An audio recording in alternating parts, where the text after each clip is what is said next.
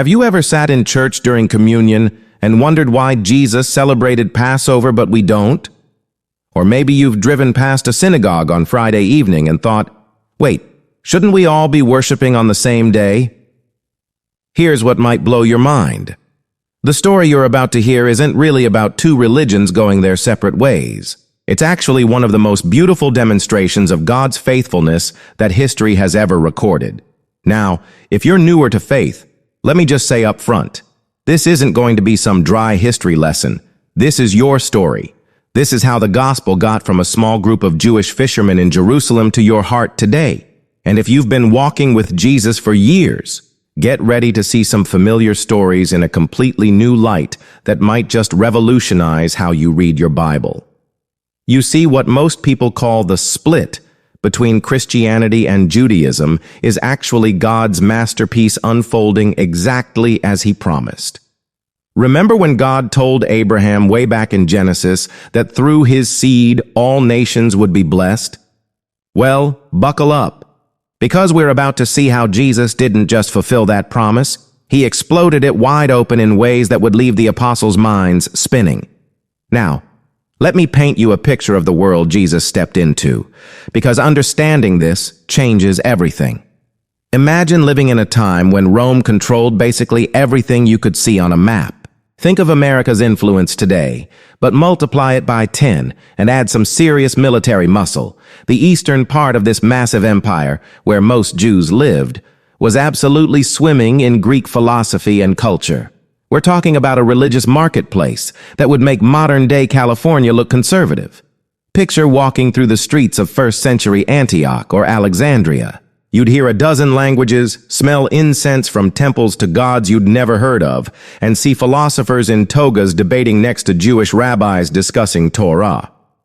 For those wanting to dig deeper into this cultural mixing, what scholars call Hellenization, wasn't just background noise.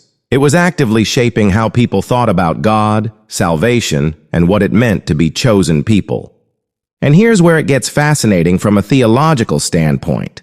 Judaism during Jesus' time wasn't this monolithic thing we sometimes picture. Oh no, it was beautifully diverse, almost like Christianity today with its different denominations. You had the Pharisees. These were the Bible scholars, the predecessors of what we'd call rabbinical Judaism. Then you had the Sadducees, who were basically the wealthy temple elite.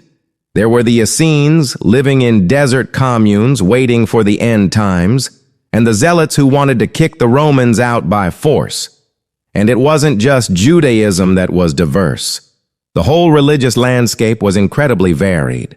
You had mystery religions like Mithraism, philosophical movements like Gnosticism, traditional Greek and Roman gods, Egyptian deities.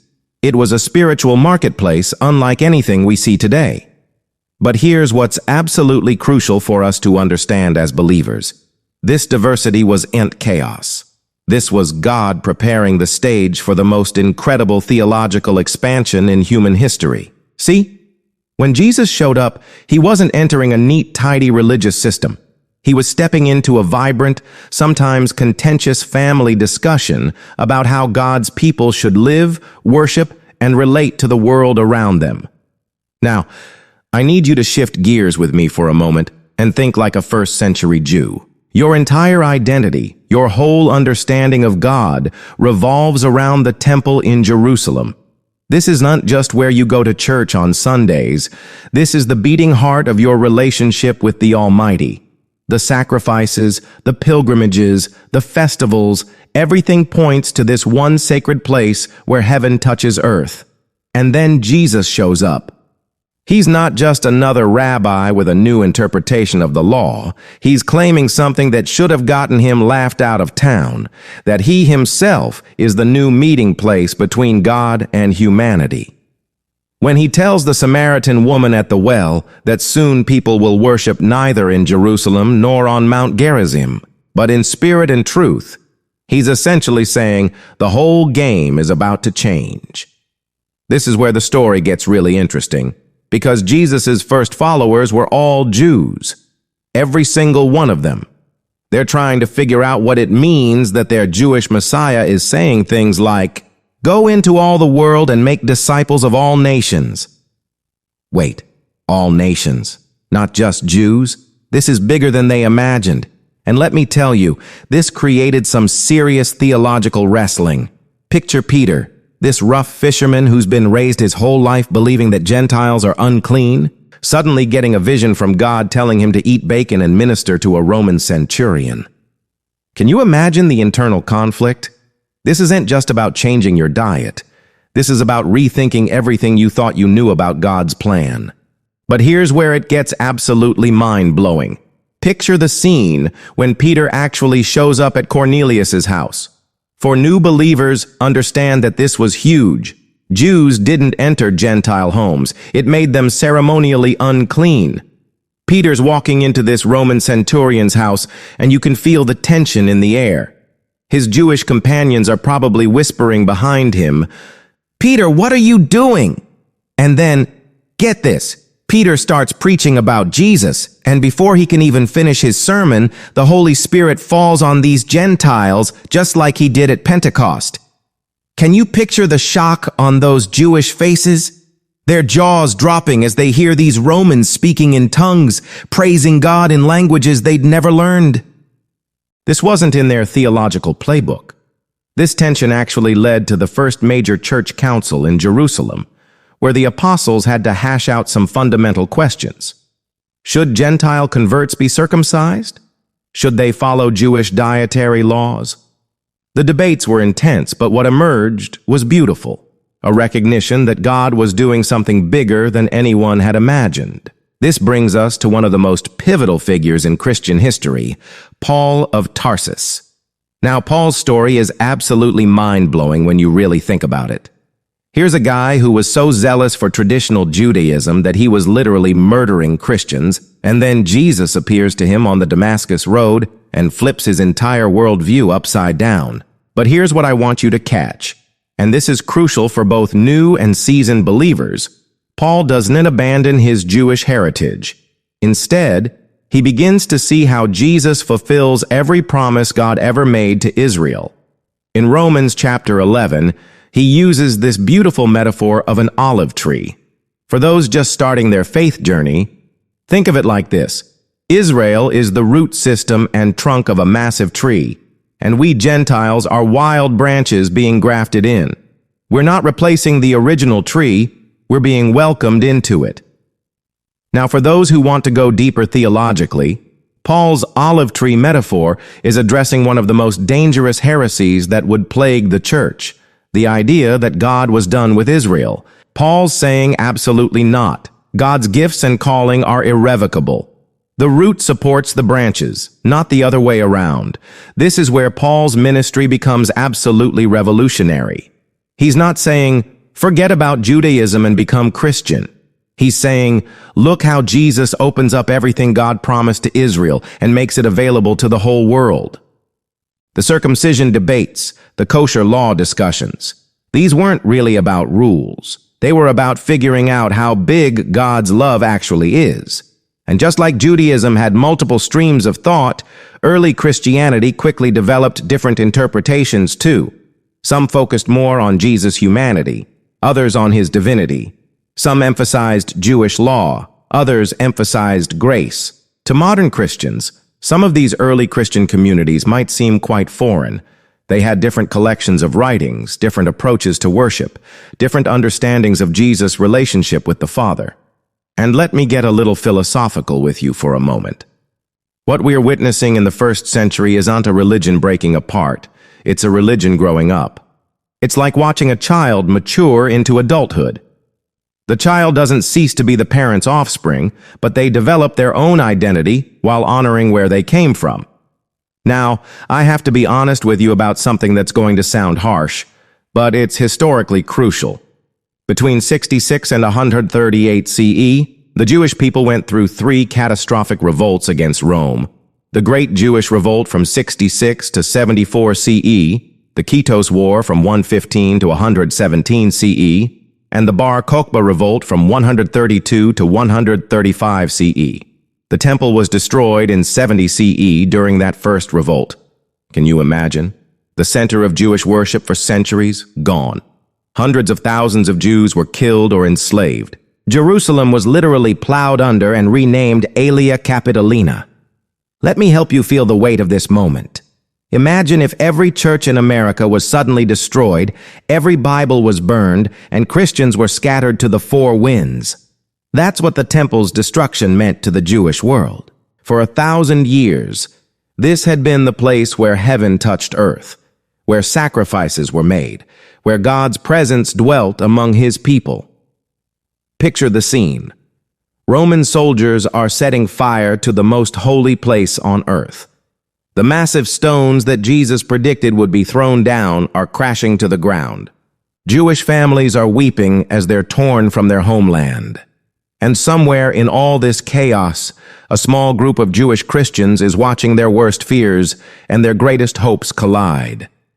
Because Jesus had warned them this would happen, and now they're seeing prophecy fulfilled before their very eyes. For new believers, here's why this matters. This wasn't just a tragedy. This was a theological earthquake. The whole Jewish system of worship, sacrifice, and approaching God was suddenly gone. And yet somehow the followers of Jesus already had an answer. Jesus had become their temple, their sacrifice, their high priest. But here's where God's sovereignty becomes crystal clear. During these revolts, the early Christians largely stayed out of the fighting. They weren't being unpatriotic. They were following Jesus' teaching about his kingdom not being of this world. And because they weren't participating in the revolts, Rome began to see them as distinct from the Jewish community. In fact, as early as Emperor Nerva's reign, Christians were exempted from certain taxes that were specifically imposed on Jews. Clear evidence that Rome was beginning to recognize them as separate groups. Now, this is where the story takes a turn that honestly breaks my heart a little. As the years passed, and especially after the temple's destruction, both communities began drawing sharper lines between themselves. The Jewish community, led by the emerging rabbinical class, began emphasizing the things that made them distinctly Jewish: Torah observance, synagogue worship, rabbinical interpretation of the law. But imagine what it was like in those early house churches where Jewish and Gentile believers were trying to worship together. Picture a Jewish believer named Sarah who's been keeping kosher her entire life, sitting next to Marcus, a former Roman soldier who's grilling pork chops for the church potluck. The tension is palpable. Sarah's thinking, how can we worship the same God if he's eating unclean food? Marcus is thinking, why is she looking at my dinner like I'm committing blasphemy? Or picture this scene. It's Saturday morning, and half the church wants to observe the Sabbath while the other half is planning to work. Then Sunday comes, and the Gentile believers want to gather for the Lord's Day, while the Jewish believers are confused about this new tradition. These weren't just theological debates, these were families, trying to figure out how to live together as God's people when they came from completely different worlds. On the Christian side, as more and more Gentiles joined the movement, some leaders began to distance themselves from their Jewish roots. And I've got to tell you, some of the things said by Christian leaders in the 2nd and 3rd centuries about Judaism were just plain wrong. They developed what theologians call supersessionist thinking. The idea that Christianity had completely replaced Judaism in God's plan. But let me bring this back to where it belongs biblically. Paul warns us directly against this kind of arrogance in Romans 11. He says, do not boast over the branches. If you do, consider this. You do not support the root, but the root supports you. Christianity didn't replace Judaism. It grew from it, was nurtured by it, and should always honor it. Unfortunately, some prominent Christian leaders didn't heed Paul's warning. John Chrysostom, an influential preacher in the 3rd and 4th centuries, made some pretty harsh statements about Jews and even criticized Christians who still attended synagogue services. Ignatius of Antioch pushed for changes like moving the day of worship from Saturday to Sunday, trying to create clearer distinctions between the faiths. Here's what I find absolutely fascinating from a theological perspective. Even as these communities were developing separate identities, God was weaving something beautiful. The destruction of the temple, as tragic as it was, actually opened up space for a new kind of worship. Worship that could happen anywhere, anytime, through the Spirit. Jesus had predicted this when he told the disciples that not one stone of the temple would be left on another. For the Jewish community, this catastrophe led to an incredible theological development. The rabbis began compiling what became the Mishnah and Tosefta, vast collections of oral Jewish law and interpretation. Without the temple, Judaism had to reinvent itself around Torah study and community worship in synagogues. This was survival, but it was also transformation. Meanwhile, in the Christian community, different voices were pulling in different directions. Some leaders, like a preacher named Marcion, wanted to completely cut ties with Judaism. He even rejected the Hebrew Bible as part of Christian scripture. Others developed what scholars call supersessionist theology, claiming that Christianity had completely replaced God's covenant with the Jews. And you know what's really remarkable? Some groups tried to keep both traditions alive. There were Jewish Christians, groups like the Ebionites, Elkosites, and Nazarenes, who believed in Jesus as Messiah, but also continued to observe Jewish law. They saw no contradiction between following Jesus and maintaining their Jewish identity. Picture these communities. They are celebrating Passover and remembering Jesus' death and resurrection at the same time. They're circumcising their sons and baptizing new converts. They're reading from the Torah and proclaiming Jesus as Lord. For them, becoming Christian didn't mean stopping being Jewish. It meant becoming a more complete Jew. But here's the heartbreaking part. They were caught in the middle. The Jewish community rejected them for following Jesus. The increasingly Gentile Christian community rejected them for keeping Jewish law. Can you imagine how isolating that must have felt? They were like spiritual orphans, belonging fully to neither community even though they saw themselves as the bridge between both. For mature believers, this raises profound questions about identity and belonging that we still wrestle with today. Can someone be culturally Jewish and religiously Christian? How do we maintain our ethnic and cultural identities while following Jesus? While these groups eventually faded away in the Mediterranean world, they remind us that the relationship between Judaism and Christianity was never meant to be antagonistic. Interestingly, some scholars think the Ebionites may have influenced early Islamic thought in Arabia, while the Elkosites might have contributed to the development of Manichaeism, that great Silk Road religion. Let me shift into a more conversational tone here because I want you to really get this. By the time we reach the 4th century, when Emperor Constantine legalized Christianity, the two faiths had developed distinct institutional structures. Christianity was spreading like wildfire throughout the Roman Empire, while Judaism was adapting to life without the temple through the development of rabbinical traditions. Now, for those newer to church history, Constantine's conversion was a game changer. Imagine going from being persecuted and thrown to the lions to suddenly having the most powerful man in the world on your team. For Christians, this must have felt like the ultimate vindication. But here's what's fascinating. And this is for those who like to dig into the complexities. Constantine's favor toward Christianity actually created new tensions with the Jewish community. Think about it from a Jewish perspective. For centuries, they'd been dealing with Roman oppression. Now suddenly, this same Roman Empire is embracing the faith of Jesus, whom they didn't accept as Messiah. The very empire that destroyed their temple was now building churches everywhere. Can you imagine the mix of emotions? Confusion, perhaps some betrayal, maybe even wondering if they'd missed something crucial about Jesus. But here's what absolutely amazes me. Even as these communities developed separate identities, they never completely lost touch with each other. Archaeological evidence from 3rd and 4th century Palestine shows synagogues and churches being built side by side. Christian and Jewish scholars would sometimes team up to argue against pagan idolatry. They recognized their common ground against polytheism. There was still this sense of shared heritage, even amid the growing distinctions. Now, I need to address something that's really important for us as Christians to understand. When Islam emerged in the 7th century, Both Jews and Christians were recognized as people of the book, communities that had received divine revelation. This tells us that by then, they were clearly seen as distinct but related faiths. And that brings me to the heart of what I want you to take away from this story. What happened between Judaism and Christianity wasn't a failure, it was fulfillment. It wasn't a family falling apart. It was a family growing beyond what anyone could have imagined. Think about it this way.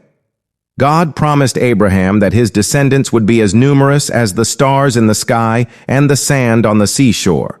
He promised that through Abraham's seed, all nations would be blessed. When Jesus came, he didn't break those promises. He revealed their true scope. Through Jesus, people from every tribe, tongue, and nation could become part of Abraham's spiritual family. So what does this mean for us today? First, it means we should approach our Jewish neighbors with deep respect and humility.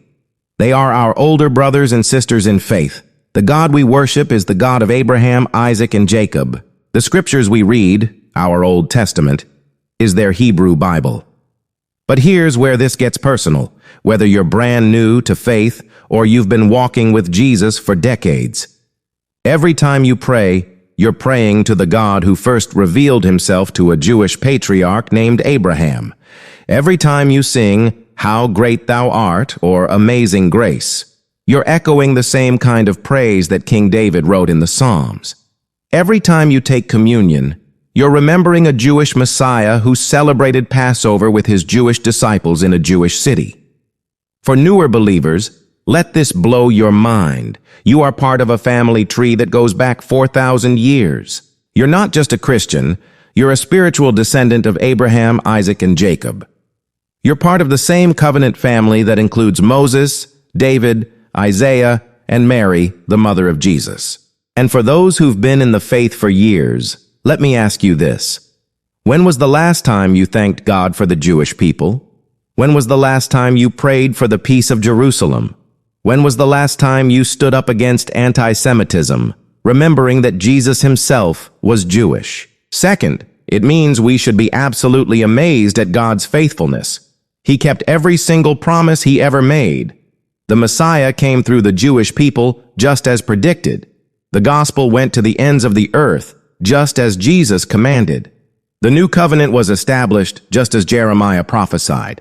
Third, it means we should never ever think that Christianity is somehow superior to or has replaced Judaism.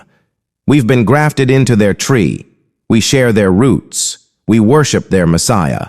And finally, it means we should be humbled by the incredible scope of God's love. He didn't choose the Jewish people because they were better than other nations. He chose them to be a blessing to other nations. And when Jesus came, he opened up that blessing to include every single person who would believe. You know what's beautiful about this whole story? It shows us that God's plans are always bigger than our understanding. Those first Jewish Christians couldn't have imagined that one day people from every corner of the globe would be worshiping the God of Israel through Jesus, the Jewish Messiah. They couldn't have pictured churches in Africa, Asia, Europe, and the Americas all singing the same psalms that David wrote. But God could see it all along. From the very beginning, when he told Abraham that his seed would bless all nations, God was looking forward to this moment, this incredible family of faith that spans every continent and includes every ethnicity. So the next time you hear about the split between Christianity and Judaism, I want you to remember this. It wasn't really a split at all. It was God's love expanding beyond every boundary anyone thought possible. It was the fulfillment of promises that were thousands of years in the making. It was the beginning of the most beautiful story ever told, the story of how a Jewish carpenter from Nazareth became the savior of the world. And here's the most incredible part. That story is still being written. Every time someone comes to faith in Jesus, every time a church plant reaches a new community, every time the gospel crosses another cultural barrier, we're seeing the continuation of what started in first century Jerusalem. That's the real story. Not division, but multiplication. Not separation, but expansion. not the end of God's promises to Israel, but their fulfillment beyond anything anyone could have imagined. And so it was that these two great faith communities developed their distinct paths. The Jewish people scattered like diamonds, shining across the world map, preserving and deepening their ancient traditions, while Christianity spread like fields of flowers across the planet's surface, carrying the message of their Jewish Messiah to every tribe and tongue. Within the larger tapestry of Abraham's spiritual family, both Judaism and Christianity shine alongside their other Abrahamic siblings, Islam, the Baha'i faith, Samaritanism, and others, all drawing from the same spiritual wellspring of Jerusalem, all part of God's grand design to bless all nations through Abraham's seed. And perhaps this beautiful relationship between these faith traditions is best captured in some of the most ancient and powerful poetry ever written. The Song of Songs, attributed to Solomon, words that both Jewish and Christian hearts can claim as their own. Place me like a seal over your heart, like a seal on your arm, for love is as strong as death, its jealousy unyielding as the grave. It burns like blazing fire, like a mighty flame. That divine love, burning like a mighty flame, is what carried the gospel from a small group of Jewish believers in Jerusalem all the way to your heart today. Whether you just said yes to Jesus yesterday, or you've been following him for 50 years, you are the living, breathing proof that when God makes a promise to bless all nations, he absolutely, completely, magnificently keeps it, and you and I get to be part of it. We get to be living proof that when God makes a promise, he keeps it. We get to be walking demonstrations that his love really does reach to the ends of the earth. How absolutely, incredibly, mind-blowingly amazing is that?